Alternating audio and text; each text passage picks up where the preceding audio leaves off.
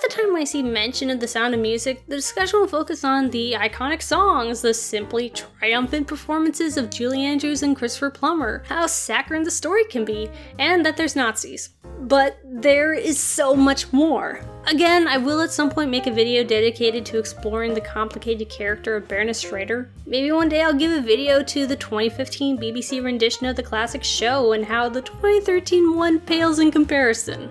But today, let's discuss Maria. In The Sound of Music, her story isn't just about accepting that she loves the captain and integrating into the Von Trapp family. Hers is a story of finding direction in life. It's kooky and funny that such a free spirit would ever seriously consider joining a convent, but Maria doesn't start the story there just to underline how she needs to get out. Maria grew up thinking that being a nun was her calling since hearing the nuns sing. It was how she thought she'd be closest to God and do His work. Though it's clear to everyone but her that a nunnery isn't her style, it's the life she saw for herself. This is what makes being sent away from the Abbey such a terrible blow. Not only is she being cast out for a time by the Reverend Mother herself, but it's a sign that her life in what to her is God's service isn't guaranteed. There is a future where Maria is rejected and unable to live the life loving and performing God's will that she dreamed about for years. And because she's so tied to a future in the Abbey, it's inconceivable to entertain the thought of her and the captain sharing feelings.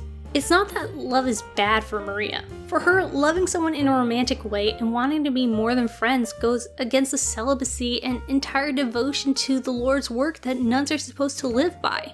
Expressing what she feels for the captain would absolutely close the door on the future that she desires. And that's scary. What happens if she doesn't become a nun? Certainly a man isn't worth giving up everything her life has been lived for up until now.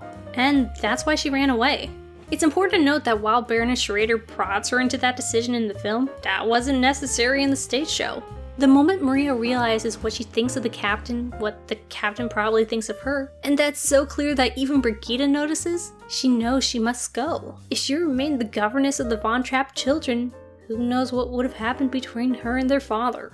She's terrified of what it would lead to. Not just losing her planned future, but also because she feels that she failed in her mission given to her by God. Maria was sent to care for the children for the summer and ended up wanting intimacy from their father. How could she ask for that knowing that her place was at the Abbey and in doing God's will? She pledged her life to loving God and His service, and to her, loving Captain Von Trapp goes against that.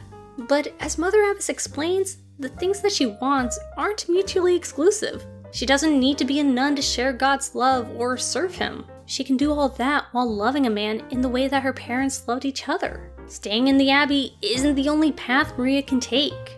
And even though she knows the Reverend Mother is right, Maria is still initially unsure. If her future isn't taking the vows of poverty, chastity, and obedience, then what is? Maria was so certain of her life that considering any other way of living is foreign to her. And even more so, how does she find out what God wants her to do if it isn't what she thought before? The answer of, you just have to look for it by fording every stream, isn't satisfying. It isn't easy, and what if you think you found it but are wrong again? Or what if you pass it by on accident and end up wandering forever? A religious person would probably trust that God will make sure that they don't miss it, but that doesn't make the journey any easier.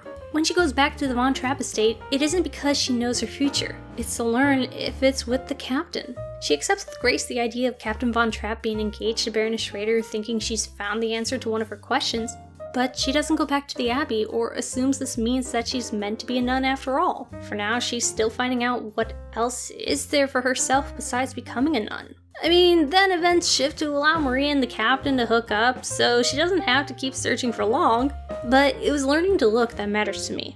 Last week, I talked about my own journey to find my dream. Arguably, I'm still on it because I don't know how long YouTube can last as a viable career, and I don't know if I've really found my grand purpose yet. I also talked about how Anya from Degrassi had a similar story to Maria. She too had an idea of what her life should be, though it was more formed from outside sources, and also had to figure out where she would go after it fell apart. Unfortunately, it took Coke to find a path for her to travel, but nonetheless had to open herself up to the unknown like I and Maria did.